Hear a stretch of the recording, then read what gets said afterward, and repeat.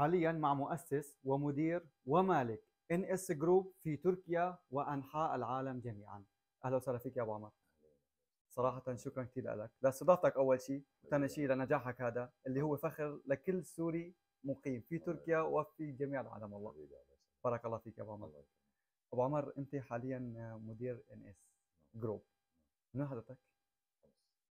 يا أهلا وسهلا في أهل حمص. الله يكرمك. حمص وعنبان، محسوبين كمان حمص وعنبان. حمص وحلب. نعم. كيف هيك صار؟ طيب نحن لنا جد من حمص وجد من حلب. لمين بتميل؟ ميولك لمين؟ لسوريا كلها. تمام، بس لمين يعني؟ هل لحمص او لحلب؟ حمص انا خلقت وربيت وولدت، يعني ولدت وخلقت فيها وربيت فيها، فاكيد يعني فمعناتها حمصي محب لاهل حلب. ايه طبعا. يا اهلا وسهلا. ابو عمر، تاسيس شركه ان اس جروب، يعني نوعا ما تاسيس هذا الشركه، نحن جايين على الاسم صراحه من اسطنبول لمرسين. فتاسيس شركه ان اس ايمتى كان؟ تأسيس شركة ان اس، أول شركة تأسست من ضمن الشركات الموجودة ضمن الان اس جروب كانت في عام 2013 بمدينة إزمير التركية. كان عبارة عن مصنع بإزمير. وحاليا لا قائم المصنع. في 2016 تم التأسيس. 2013 جميل. 2014 بداية 2014 كان أول مصنع قائم للان اس جروب في مدينة مرسين، عبارة عن مصنع تكستيل، ألبسة داخلية، قطنيات. يا سلام. هذا أول مصنع قائم، هذا الأساس. طيب تميزتوا انتم في مدينه ازمير قلت لي، وبعدين انتقلتوا عددتوا الافرع يعني. هلا الانطلاق كان من ازمير. نعم. كان مدينه ازمير التركيه. 2016 2017 دخلنا في انقره في مصنع الديترجان. في 2020 تقريبا دخلنا مرسين. من 2020 في مرسين، يعني 4 سنوات او قرابه 5 سنوات تقريبا في مرسين. طيب من مرسين بعدين انطلقنا لدول، صرنا نقول يعني انشأنا في ازمير، انطلقنا لمرسين، بعدين صرنا ما بقتنا داخليا، صرنا خارجيا. الحمد لله. هي البدايه كانت من ازمير، بعدين توسعت لانقره، بعدين جينا على مرسين، من مرسين كانت العالميه. موجودين 16 17 دوله تقريبا كمنتجات، من ضمن 17 دوله موجودين عندنا تقريبا شي 4 مكاتب لنا بفضل الله. ب 17 دوله التواجد حاليا؟ طبعا 17 دوله او 18 موجود في بضاعتنا نحن كوكلاء. من ضمن ال 17 18 دوله هدول في عندنا تقريبا 4 دول او 5 دول مكاتب نقل بنداروا. فينا نعدد الدول المتواجدين في عندك اسبانيا، عندك مصر، السعوديه، دبي وعمان حاليا ان شاء الله قريبا باذن الله. هدول اللي احنا موجودين فيهم كان اس جروب يعني. عددتوا المجالات بالنسبه للنشاطات، شو هو نشاط ان اس جروب؟ ان اس جروب مثل ما قلت لك اول مصنع بدا هو مصنع قطنيات، بعدين صار مصنع ديترجان، بعدين جينا على مرسين لهون في مصنع سويت حلويات، موجود مصنع الموبيليا بفضل الله، في مصنع امبلاج اللي هو السلندر، مختصين في السلندر العلب الدائريه فقط. طبعا ما شاء الله. هلا هي الافرع كلها صارت يعني عباره هيك عن لمحه بصر ولا كيف كانت يعني؟ هو ما في شيء اذا هو انت هلا بالمجمل بتشوف انه لمحه بصر بس، ولكن اكلوا جهد، اكلوا تعب. كم من الجهد اكلين لحتى وصلنا اليوم؟ ما بنوصل يعني صراحه. بس لو رجعنا اليوم لزمن البدايات، يعني زمن تاسيس البدايات والصعوبات اللي كنا نواجهها، بتحس مستحيل انك تقدر توصل، يعني بتحس المهمه كثير صعبه، بس الصبر الحمد لله والاستمرار والقناعه، يعني القناعه والصبر. الهدف اول شيء طبعا، اكيد الهدف طبعا، الهدف لحتى تجيبه انت هذا بدك تشتغل، بدك تصبر، بدك يكون عندك قناعه بالرزق، رب العالمين قاسم لك اياها، تصبر عليها، تجتهد، توصل لهدفك. بس طبعا كله هذا بالمجمل هو حسن النوايا، لازم يكون موجود دائما. ما شاء الله. ابو عمر ذكرت لي اللي هو حسن النوايا هو سبب التوفيق. توفيق طبعا سبب التوفيق هو حسن النوايا. نعم. هذا شيء شخصي. ذكرت لي انكم اول براند او اول شركه سوريه بتدخل السوق الامريكي. اول براند تركي يعتبر، يعني نعم. البضاعه بيتنا بتطلع بنكتب عليها ميد ان تركيا، ما بنكتب عليها جميل. حلو. فهو اول براند تركي بيدخل السوق الامريكي في مجال الديترجنت الاورجانيك. يعني امريكا هي معروفه بالمنتجات المنظفات والصدر على مستوى العالم كله، ولكن احنا الحمد لله اول براند تركي يدخل السوق الامريكي. نعم. ما شاء الله. هذا الحكي كان طبعا 2022، مو هلا، من 2022 لحد الان. وين بالتحديد؟ خلينا نحدد. في واشنطن موجود مركز للوكيل، طبعا وكيلنا هو هناك موجود. نعم. وفي عنده بلاس فيغاس يمكن موجود، بس مركزه الرئيسي بواشنطن. من امريكا بعدين انتقالا، هلا شفنا انه يعني اول شركه ان اول شركه سوريه تركيه بتدخل السوق الامريكي كبراند. نعم طبعا. نعم. طيب احد افرع شركتكم في مدريد اسبانيا. واللي هي تعد من اول 100 شركه، قرابه ال 100 شركه هنيك. لا السوق اللي في داخل مدريد. الحمد لله نحن في داخل مدريد موجودين في اكبر مول في اسبانيا تقريبا. نعم، اول 100 شركه في مدريد. وعنده 100 فرع تقريبا. هو المول عنده 100 فرع موجود في مدريد، عنده 100 فرع. انتم مشاركين، براندكم في مشارك اسبانيا. براندا موجود داخل مولاتهم. طبعا براندا ما فات بالامر السهل، يعني اخر شغل معنا تاسيس 6 شهور بس حتى قدرنا نفوت على. طبعا ما فتنا بالواسطات الحمد لله، لا فتنا بالمنتج، بالكواليتي، بالهدف، بالرؤيه تبعيتنا، لانه بتعرف انت الموضوع الاوروبيين شوي بيهتموا بهذا التفاصيل. يعني مو بس اعطيني منتج كويس وخلاص، لا، بدي اعرف مين انت، شو هدفك، ايمتى ابتديت، لوين رايح. جميل. ايه، لانه هو يعتبر كمان له اسمه يعني في السوق الاسباني. حتى في السوق الامريكي هل تم الدخول عن طريق واسطه بالمصاري بالكذا يعني؟ شوف اخي الكريم، هي هذا البزنس ما بفوت بالواسطات، مو موضوع واسطات، لا، هو موضوع بالنهايه بيكون معك وجود او لا وجود. وجود او لا وجود، بيكون معك منتج قوي، بيكون عندك انت منتج منافسه. منافسه كبيره طبعا. بس نحن اليوم نحن بكل منتجاتنا الحمد لله اللي هي بتاخذ شرح كثير كبير. جميل. كثير يعني. دائما نبحث عن شيء اسمه التميز، يعني لازم يكون عندنا محتوى نحن نقدر نفوت فيه السوق. في شيء بتميز فيه عن غير يعني؟ نعم، نحن مثلا ديترجان، طب السوق معبى ديترجان ومنظفات، نحن لا، الديترجان تبعنا اورجانيك، خالي من المواد الكيميائيه، امن فعال شامل. هاي المعادله يعني، امن فعال شامل، امن فعال شامل. ما بتلاقيه وين مكتوب. يعني بعض المنتجات تعطيك الامان بس ما تعطيك الفعاليه، تعطيك الامان بس ما تعطيك الشموليه. عرفت شلون؟ نحن لا، الفعاليه والشموليه والامان في منتج واحد، في صندوق واحد، في علبه واحد. نعم. هلا انا مكتوب عندي لوين الهدف اللي راسمته شركه ان اس جروب مستقبلا؟ والله نحن بالنسبه لنا، يعني انا على مستوى شخصي عن حكيك، الهدف اللي رسمته وصلت له بفضل الله. كنجاح. وصل. كنجاح اللي انا بقيسه ليس في المال.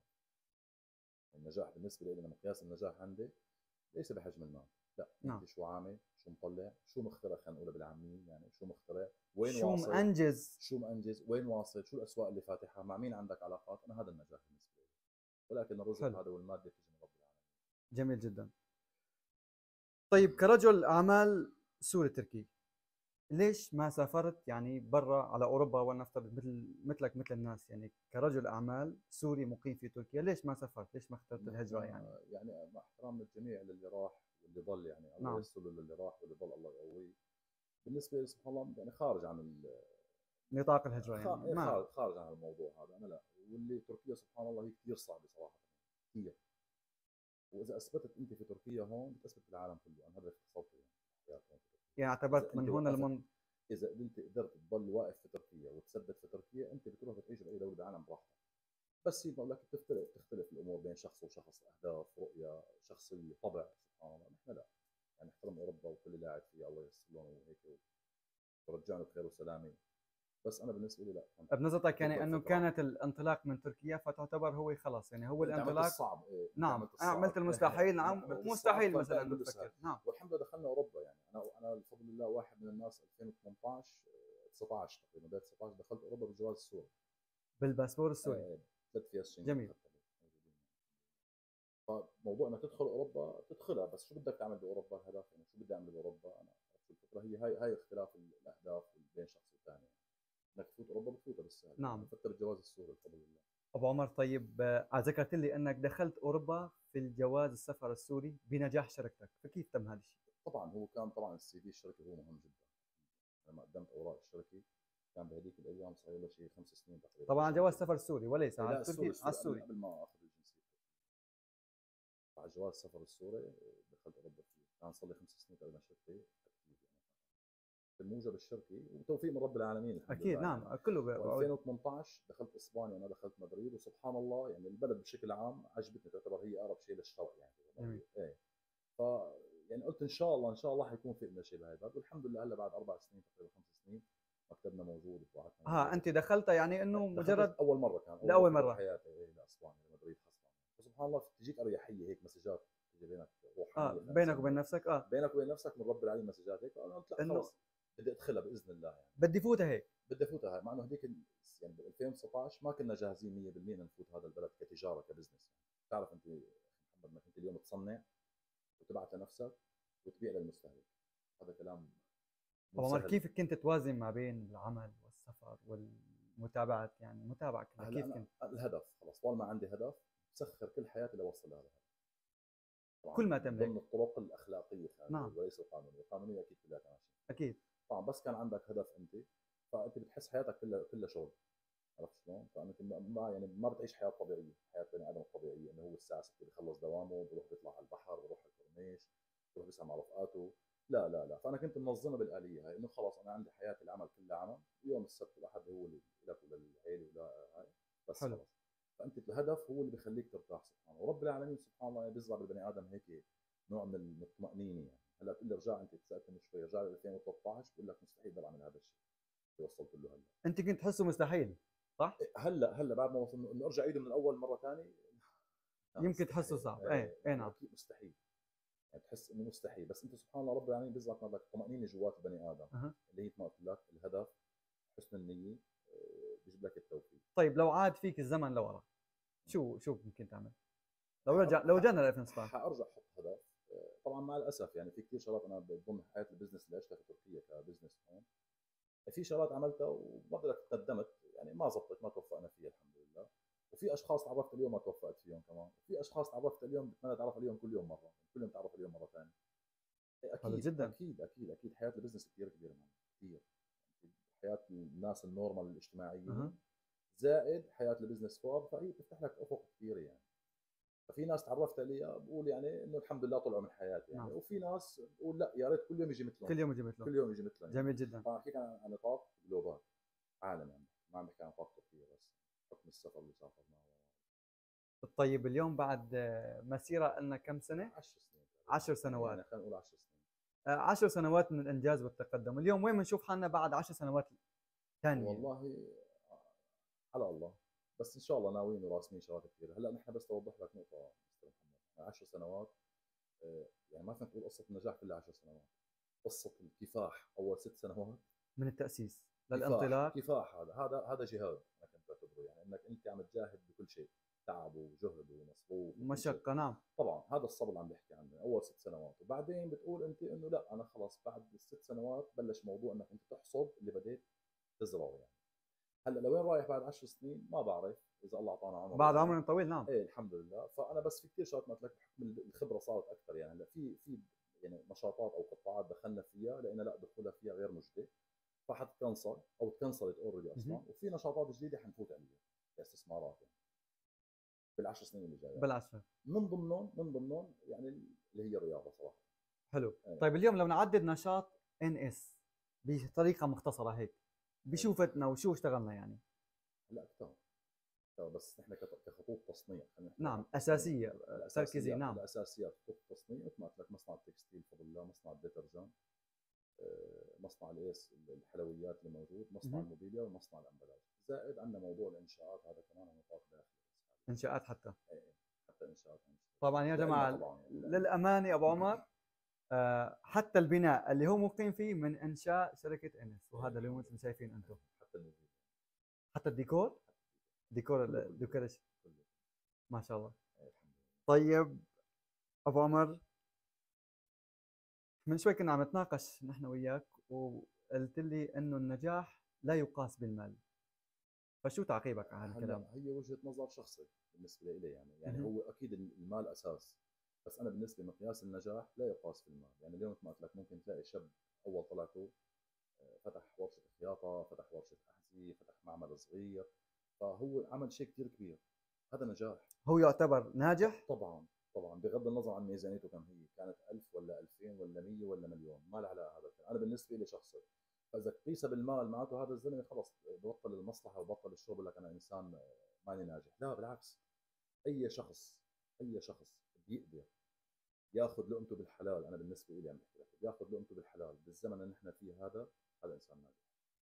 هذا خلينا نقول الناس اللي هن الطبقه الكادحه اللي بتشتغل يعني، الله هيك يفرج عنا وعن الجميع. اما اصحابين المشاريع الصغيره والوسطى والكبرى، هذا بالنسبه لي لا يقاس النجاح في المال. اللي اخذ فاتح مشاريعه وهي مو بتعبه او ممكن اخذ عن ورثه، هل يعتبر هذا ناجح بوجهه نظرك؟ طبعا هلا هو بالنهايه يعني هو اكيد ناجح، لانه بالنهايه مستند على هرم كبير يعني، اللي كان ابوه ولا فلان ولا فلان. نعم اكيد هو بس هذا مو ناجح. بتعبه. ممكن ما يكون، بس هو محافظه عليه يعتبر تعب وجهد. يعتبر تعب. في كثير ناس اخذت مشاريع عن اب عن جد وكملت فيها طورتها للاحسن، فهو ناجح. وفي ناس لا فشلت او هيك عوضا بالاحسن. بس انا بالنسبه لي ما فينا نقول لك انه هذا ما ناجح وهذا ناجح، ما فينا نقيم الناس انا مهم. بشكل عام صراحه. بس انا اللي بعرفه مثل ما قلت لك، انا بالنسبه لي مقياس النجاح، انا بالنسبه لي يعني احكي على المستوى الشخصي، لا يقاس بالمال، جميل جدا. يقاس في النجاح. انت شو عملت؟ كيف بديت ووين وصلت؟ قبل سنتين وين كنت وهلا وين انت؟ او قبل سنه شو عملت وهلا شو عم تعمل؟ او السنه الجايه وين رايح؟ هذا نجاح، بغض النظر جيبته مليان ولا فاضي. هذا على حلو. مستوى شخصي. الفلوس بعدين تجي. قلت لك نحن 10 سنين بزنس في تركيا، 6 سنين كفاح وليس نجاح. كفاح شغل. 6 سنين عمل. ايه كفاح ما كفاح، انت عم تكافح مكافحه شغل ماكينه. خلال هاي 6 سنوات ما يئست ولا مره؟ اكيد اكيد، بس الحمد لله الحمد لله الفضل لرب العالمين، يعني الله هيك دائما. يعني هي موضوع قناعه، هدف، صبر، قناعه. قناعه. قناعه، كنت انا قنوع جدا، يعني قنوع. مو قنوع انه انا انه خلص انا هيك رزقت وضل نايم بالبيت، لا قنوع انه اكيد انا عرفان الهدف هذا بدي اتعبه. لانه لو بالسهل كان كل العالم راحت، كل العالم صارت اصحابين شو اسمه شغل و الى اخره. يعني لو النجاح سهل كانت كل عالم ناجحه. نوعا ما. نوعا ما النجاح، رجع لك النجاح بحاجه صبر، بحاجة هدف طبعا، اكيد هذا شيء نعم. اساسي. هدف، مقومات النجاح لازم تكون موجوده. مقومات النجاح. مقومات النجاح. ما كانت واحد حلو. عم يدرس مثلا طب تقول له والله ادخل بفتح مصنع منظفات ولا مصنع حلويات، اكيد لا. مقومات النجاح موجوده، فخلص بحط الهدف بيقدر يوصل له. بيقدر يوصل له. طبعا احنا بفضل الله احنا اخذين شقين من النجاح، اللي هو الصناعه والتجاره. والتجاره. طبعا بتعرف انه موضوع التصنيع غير موضوع التجاره، حتى بالبلدان غرفه الصناعه غير غرفه التجاره. احنا على الصعيدين. تعقيبا لكلام ابو عمر تحديدا، اللي هو احد المنتجات تبعه، حتى الكتالوج الخارجي تبعه هو نفسه المصنع له. ابو عمر شو اللي هو الكتالوج الخارجي؟ الامبلاج. امبلاج. الامبلاج نعم ايه نعم. الامبلاج اللي يعني منتجاتنا الداخلي الداخلي والخارجي. والخارجي نحن كله مصنعه، مصنع. انا بصنعه، بصنعه لنفسي. بصنع لبرا، يعني صنعت كثير وصدرت من الامبلاج كثير. بس انا قام المصنع انه انا اغذي منتجاتي. طبعا منتجاتي عم نحكي شيء على موضوع التكستيل أه. وشيء على موضوع الديترجان، يعني شقين مختلفين في البزنس، يعني واحد ديترجان وواحد تكستيل. جميل. فانا بعمل امبلاج لإلي، لهدول المنتجين لهدول المصنعين، بورد لنفسي. ابو عمر هلا نحن اخذين بنظريه المية بالمية. فنحن عم نتناقش احنا وياك، فخطر لي خاطر قلت لي نحن 100%، بس انا كابب بال80 واخذ بال20. ليش انت متبع هاي الطريقه؟ لا سبحان الله، هي شيء تجربه شخصيه. يعني انا عمقت فيها لقيتها فعلا هي موجوده بالواقع، اللي هي معادله 80 ب 20. فاللي هي انك تستثمر من حياتك 20% بكفي، او تستثمر من وقتك طول النهار 20% بكفي كافي. لتوصل تنجح. 20% فوت هلا شوف، او انه انت راجع حياتك اليوم شو عملت، شو سويت، وين رحت وين اجيت، بتلاقي 20% هي الصح والباقي كان عباره عن تحصيل حاصل. يعني حتى هلا المقابله اللي بنعملها مع بعض نعم. بنرجع نتفرج عليها، بتلاقي اول 20% او خذ 20% منها بتفهم المقابله كلها. فانا هيك قناعتي، شريت ل 20 ب 80 او معادله ل 20 ب 80 على كل شيء، على كل الاصعده. انا هيك ماشي عليه يعني. فانا بكفي انه يوم بعملي هلا حاليا لما بدي ادير، ما بضل شغال اداره 6 ساعات ولا 7 ساعات، وكل هالدول هاي اكيد مستحيل تقدر حلو. تديرهم ب 48 ساعه مو ب 24 ساعه. ففي تنظيم، وفي المعادله اللي عم لك عليها اللي هي 20 ب 80. 20 ب ال 80. 20 بتكون هي شغل وضغط وتركيز وفوكس مثل ما بقولوا 100%. من ال 20% 100%. طبعا ممكن الرساله هاي تكون لعامه الناس، يعني انه ممكن توجه رساله. بنصحهم نعم. يجربوها. انك انت اليوم بدك تروح على مكان عود فيه، بتلاقي القعده كلها 20% انت مستفاد منها و80% ولا شيء. ابدا ولا شيء. بس ما فيك تستغني عنها. هيك تكوين هيك الحياه تكوين سبحان الحياه. الله. نعم. حتى على مستوى شعوب، على مستوى ناس، على مستوى بتلاقي صراحه على صعيد 20%. شخصي انا عجبتني الطريقه يعني. بتلاقي 20% هن الاكتيف و80% بيكونوا لا هذول لهم ترتيب ثاني يعني. نعم. هيك فوالله انا نصيحه انا انصحكم تجربوها، يعني ان انا شاء الله. خلال حديثي معه والله عجبتني. نعم. ابو عمر، الحياه الاجتماعيه انت يعني خلينا نقول شخص سوري او مواطن سوري، كنت حياتك الاجتماعيه شو تغيرت عليك ما بين الماضي والحاضر؟ شو اللي تغير عليك؟ يعني كيف يعني ما اجتماعي؟ على صعيد العمل، شو تغير عليك العمل ما نحن قديما يعني؟ مثل ما قلت لك انت عم تعمل، يعني انا كنا من على مستوى شخصي عم نعم على صعيد نحكي الشخصي. نعم. شاب، يعني شاب اول طلعته، فانت بدك تحاول تكون عندك خيارين. يعني يا تكون انت مثلا تفتح بزنس خاص فيك تمشي فيه، او تروح الاسهل انك تروح تقعد باي مكان مثلا، مع احترامي الشديد للجميع يعني، تقعد باي مكان وخلص اخي هذا مدير شركه موجود، انا بشتغل موظف عادي وخلصنا. شو بدك تعطيني راتب؟ بشتغل عندك دوام من الساعه 8 للساعه 6 مثلا، وبعد الساعه 6 بروح بطلع باخذ الاهل، باخذ الاصحاب، وبروح على البحر، بروح لهون وخلص. هيك فينك تكون هيك اذا بدك. بس لا، انا سبحان الله اخترت الشق الاصعب، انه لا انا بدي اعمل شيء بزنس خاص فيه من الصغر. من الصفر. لا مش من الصفر، نحكي من تركيا، والهدف كان من الصغر. حلو. بس نحن طبعا مثل ما قلت لك انا، هي لا مصلحتنا هلا البدايه كانت من الصفر. البدايه ماديا. اه هلا ما فينك تقول من الصفر، بس ما كان في راس المال انت تقدر تتحرك فيه هذا كله. فانت سبحان الله مثل ما قلت لك، بدا مشروع فكره صغيره، طورت الهدف اكثر. تطورت اكثر، تعبت عليه اكثر، اجت بركه، اجاك رزق من هون، طورت اكثر، استثمرت. ما من اول مبلغ ربحته رحت انت صرفته على ملذاتك مهم. الشخصيه، ولا صرفته بالهون، ولا روحت لهون، ولا لا، ولا جبت سياره فخمه وانت ما. فانا كان عندي معادله يعني بحب اوصلها عن طريق صفحه هون الشباب كلها، انه اليوم انت قبل ما تشتري الشغله، اي شغله بدك تشتريها، اي شغله بدك تشتريها، اذا ما معك حق 3 مرات بدك تشتريها. 3 مرات. 3 مرات مشان تضل انت مثل ما بيقولوا زنقيد اذا بدك. 3 مرات معك حق 3 مرات تشتريها. ليش مو مرتين مثلا؟ انا معي شغله يا ممكن اخي معي دبله يعني. هلا هاي هيك هاي بحسب. في ناس يعني توصف لك اياها انه انت اليوم بتقول 3 مرات، فانت اخذتها وضل راس مالك معك، ضلوا الجزئين الثلثين اللي معك موجودين يعني، ما مهم. بتتعب. بس انا اليوم لا، بدي اروح اخذ جوال بالقسط، بدي اخذ سياره بالقسط، بدي اخذ بيت بالقسط. عم بحكيك على قناتي الشخصيه مع احترامي للجميع يعني، انا عم بحكي على قناعه شخصيه. نعم. لا انا ما بفوت هاي الفوتة، لا انا خلص بدي اجيب جوال مثلا، عم بحكي على مستوى بسيط، بدي اجيب جوال، لا خليني انا لم حقه كاش او لم حقه 3 مرات لحتى اشيله. احسن ما اخذه بالتقسيط وارجع اندهر هاي للناس. هاي من ضمن تحقيق الهدف، قلت لك موضوع القناعه. بدي اجيب جوال حقه $1000، لا بجيب جوال حقه $300، صار كلام معي جميل. سماحه 3 مرات. اي نعم. فهيك انا هيك اشتغلت، هيك اشتغلت لقيتها جدا. ولاحظت الفرق انت يعني؟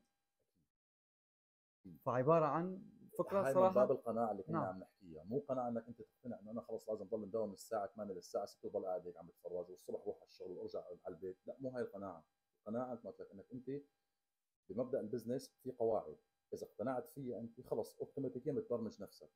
مهم. اعطيتك مثال اللي هو جوال $1000، بدل ما انا اجيبه بالقسط، لا انا بجيبه ب $300، ضل معي حقه مرتين او 300. جميل. وعمر، هلا مين الشخص اللي كان يشجعك على اعمالك وكان داعم هو لك؟ يعني الشخص اللي كان داعم لك او اكيد يعني احنا اول باول هيك بعمرهم اللي عنا واللي عند الجميع ويرحم اللي ماتوا، اكيد الاهل. الاهل. الاهل، الاب والام، الزوجه، حتى الولد بيعطيك امل يعني من دون ما يعرف يقول لك. تطلع حتى ليوم. ممكن ابنك ايه يعطيك ايه امل. ايه طبعا بيعطيك امل. طبعا بدنا نروح لامور ثانيه يعني، بس انه انا هاي الاساس يعني، هن الاهل، تبدا تطلع من الاهل يعني، الاب والام والزوجه والاولاد اللي بيعطوك دافع يعني. لتكفي مسيرتك. نعم. مثل ما قلت لك هو الهدف اساسي، انك انت خلص مقتنع انك انت لازم توصل لهذا المكان. اصلا مثل ما قلت لك انا رحت للصعب، رحت للصعب اللي هو انا خلص لا بدي ضل بتركيا. أنا بيوم من الايام عفوا اذا بدي افوت تركيا، اذا بدي افوت اوروبا حفوت انا من باب مطار وبطلع من باب مطار. هيك هي قناعه يعني. من باب مطار مطار. هيك بدي افوت المطار واطلع بمطار. ابو عمر، ذكرت لي، او لو سالتك اليوم سؤال انا، آه، كم تيكت طيران ممكن انت قاطع فيه ورايح؟ كم كثير كثير. كم يعني؟ هلا ما عديتهم، بس بال 2020 تقريبا 2019 بلشت اجمعهم. بلشت اني انا ابدا اجمعهم. من 2019. ايه بلشت ابدا اجمعهم 2019 2020 بديت اجمعهم. بس بتوقع يعني 250 300 اللي صاروا هذول بس هلا. 300 تيكت ايه طيران اعتقد واقع خليت عليهم اياهم. ومحتفظ فيهم. هذول راس المال.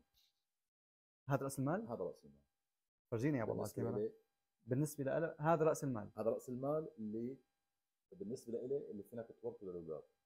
مش المال، هذا راس المال اللي بيعرف، هو بيقدر يفهم كيف قدرت تعمل هذا النجاح. يفهمه خلص. لو خاطر ببالي كنت لميت حتى فياش البنزين يعني، كنت سافر برا. بس ما خطر ببالي. ليش مجمعهم طيب؟ شو الهدف من تجميعهم؟ مشان كيف انا خطر لك حتى انا انه كل ما كمان طلع فيهم بحس بالمتعه على فكره، مو بحس بالتعب. استمتع. كل ما طلعت في تيكت طيران طبعا بحس بالمتعه. محتفظ فيهم 4 سنين، هاي 4 سنين بديت احتفظ فيهم، فانت بتحس بالمتعه مش بالتعب. لما تشوفهم شو بتحس؟ بالمتعه. تستمتع انه نعم كنت بهذا البلد، لا وقت كنت بهذا البلد شلون كنت، وشو كنت، شو كان بدي، وما زبطت اول سفره، الثاني، الثالثه، الرابعه، هيك. فانت بتحس بالمتعه لما بتشوف هدول، تستمتع.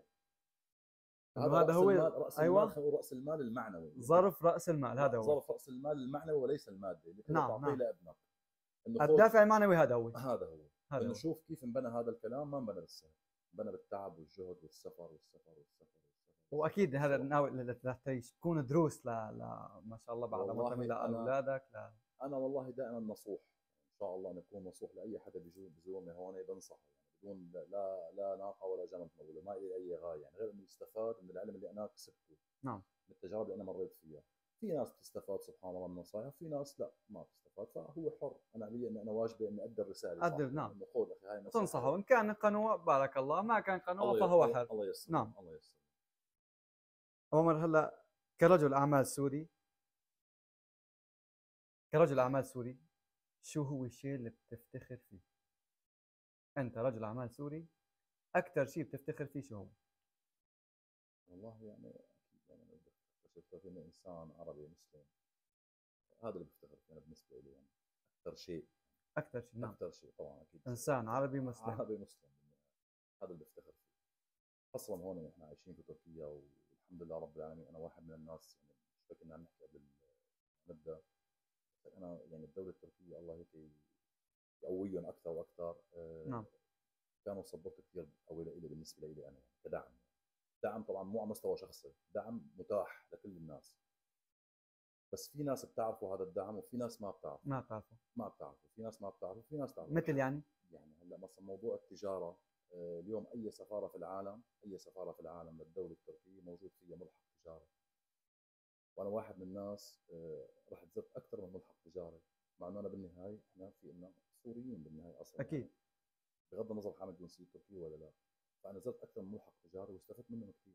وبنصح الناس تروح، اي حد بده يطلع يعمل بزنس برا معه جنسيه تركيه او ما معه جنسيه تركيه، يروح على السفارات التركيه على الملحق التجاري التركي اللي موجود فيها قسم خاص ملحق تجاري. ايه شغلته هذا يلبيك للبزنس. ويساعدك واللي بدك اياه، بيساعدك بفتح الشركه، بيساعدك بالقوانين، بيعطيك محامين، شو بدك بيعمل لك.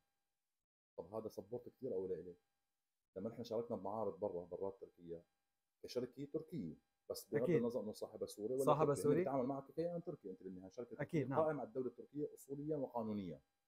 فنحن لما نروح نشارك معارض برا يعني بعض الجزئيات في الدوله تعطيك دستك، تعطيك دعم انك بعد ما تشارك وتدفع انت، فهني ممكن يرجعوا لك جزء من هذا المبلغ. اتوقع التجار كلها بتعرف هذا الكلام، واللي ما بيعرفوا يا ريت يستفاد منه. فانا كثير استفدت من هذا، عفوا كثير استفدت من هذا الموضوع، وكثير ساعدوني بشكل غير مباشر، ما بيعرفون على مستوى شخصي يعني، بس انه الدعم لإلي ولغيره موجود. فانا استغليت هذا الموضوع وقدرت استفاد منه.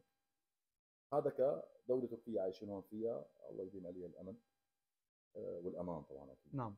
بس انا على مستوى شخصي افتخر، انا اكيد بفتخر من اصلي وبفتخر ان انا انسان عربي مسلم. بس كمثلا يعني شخص او رجل اعمال مستثمر في هي البلد او في تركيا، لمين بتحس ميولك؟ هل هو انت كشركه سوريه تركيه، لمين بتحس ميولك حتى لو كان سؤال محرج؟ لا هلا هو مو موضوع استثمار يعني، ما اتوقع صار موضوع استثمار يعني انت مقيم هون من اكثر من 10 سنين 12 سنه 13 نعم. سنه 13 سنه، واللي جاي الله بيعلم لايامك يعني. ما فينك يعني، ما بتقدر تقول انا ميولي لهون ولا لهون، لا هون شيء وهذاك شيء ثاني يعني. ما اقدر اوصف لك المشاعر، بس هذا شيء وهذا شيء ثاني. اثنين عزيزين علي، اثنين غاليين علي. بلد انت قعدت فيها، اكلت من خيرها، ربيت فيها، عايش فيها. هاي قناعه شخصيه بالنسبه لي. اكيد انا اكيد يعني نعم. مثل ما قلت لك انا شفت كثير دعم وكثير شغلات كثير كويسه وتسهيلات قدرت اشتغل فيها. وطبعا مثل ما قلت لك الفخر انه انت بالنهايه انت عربي سوري مسلم، نعم. فما بتقدر غير عادلي يعني. فبتحس انه في ميول لجهه اخرى ولا لا تقارن؟ لا هلا انت اذا بتسال اي واحد مين بتحب من ولدينك، هذا ولا هذا، ما فينك تجاوب. الاثنين غاليين الاثنين نعم. بس ميولي لهذا، بس لا بتلاقي هذاك هذاك زعل اي نعم. هذاك زعل او هذاك لا مو فتشبيه ما زعل. شاء الله. لا مو زعل، بتلاقي انت مثل هاي المره بتلاقي هذاك عنده شغلات حلوه وهذا ما عنده شغلات حلوة. هيك الفكره. بس نعم. بالنهايه انت ولدينك اثنيناتهم غاليين عليك، ما تقاس يعني. فانا بالنسبه لي طبعا انا عشت بالمملكه العربيه السعوديه فتره قصيره يعني 6 سنوات 5 سنوات 6 سنوات تقريبا. نعم. فكمان المملكه العربيه السعوديه غاليه علي. فانا اي بلد بقعد فيها بقيم فيها باكل فيها بشرب منها، بشرب من انشربهم، باكل من اكلهم، نعم. باكل من خيراتها، بشتغل فيها، برتزق فيها، اكيد بحبها. فانت انسان مثلا انه اي شخص مثلا قدم لك شيء بننشر له موده، حتى لو كان شو من كان، المهم في موده لهذا الشخص اللي كان عم داعم. تحكي نعم. على حاضن وليس شخص، دول انت عم تحكي لهي تماما. الدوله. طبعا لهدول اكيد للدوله هاي ولا المكان اللي استضافونا ولا حطونا ولا فلهاي الدوله او للمكان اللي انت عايش فيه يعني، فانت لازم يعني حتى يعني بشرعنا نحن لازم تحترم هذا المكان اللي انت فيه، اللي حلو. انت عايش فيه وقائم فيه، بغض النظر شو هو. عندهم قوانينهم، عندهم عاداتهم، عندهم تقاليدهم، فانت بتحترمه. لو بتحترمه ما تنزل من قيمتك، لا بالعكس، انت عم تطبق اخلاقك ودينك وشرعك نعم، والى اخره. جميل جدا، كلام جميل. هلا نحن حكينا عن القناعة، شو هي القناعة بنظرك؟ عن القناعة. القناعه يعني اهل الامثال ما خلوا شيء، القناعه كنز لا يفنى، فهي فعلا كنز ما بيخلص. مثل ما قلت لك، اعطيتك مثال من شوي، مثال الجوال ولا قناعه انك انت خلص تبدا خطوه خطوه، فانت قنوع. هي قناعه، هي اهل الامثال قالوها قبل ما اقولها انا يعني. هي قناعه كنز لا يفنى، هي كنز، بس هو الكنز الوحيد اللي ما بيخلص. بس مش كنز المادي اللي ممكن ما تلمسه بايدك بس بتحسه احساس، اللي حلو هو جدا. بيخليك تستمر، بيولد عندك الصبر، تستمر لتوصل لهدفك. اللي هي هذا موضوع انه شو القناعه شو بالنسبه لي القناعة انا بالنسبة لك؟ يعني. هي اهم اسباب النجاح. جميل. عفوا، بنرجع نقول مو القناعه انك تروح تشتغل من الساعه كذا للساعه كذا وتنام 9 ساعات، لا انه خلص انا مقتنع هيك، لا. القناعه تحط الهدف لتقدر توصل له، فالقناعه هو احد السلاح اللي بيقدر يوصلك لهذا المكان، اللي بيولد عندك الصبر، اللي بيعطيك الصبر، بيعطيك الاريحيه، بيعطيك الطمانينه. تطلع من القناعه انه خلص انا مقتنع اني بدي حلو. اوصل لهذا الهدف، انا زلمه نعم. قنوع. انه اليوم ارتزقت هيك خلص، الشهر الجاي احسن هيك. هاي قناعه، احد فكرة اسلحه اللي بتوصلك لهدفك. توصل إن شاء الله. أبو عمر، هلا أخيرا سؤال أخير، هو شو هي رسالتك لفئة من الناس كانت بمثلك واليوم مثلا، يعني شو رسالتك بشكل عام لعامة الناس؟ اليوم أنا لو سألت أبو عمر شو هي رسالته اللي ممكن يوجهها لعامة الناس كلها، شو هي؟ طيب، فكر. بس على اخر سؤال. اعطيني رساله مختصره، ما اعطيك وجد حلو. هيك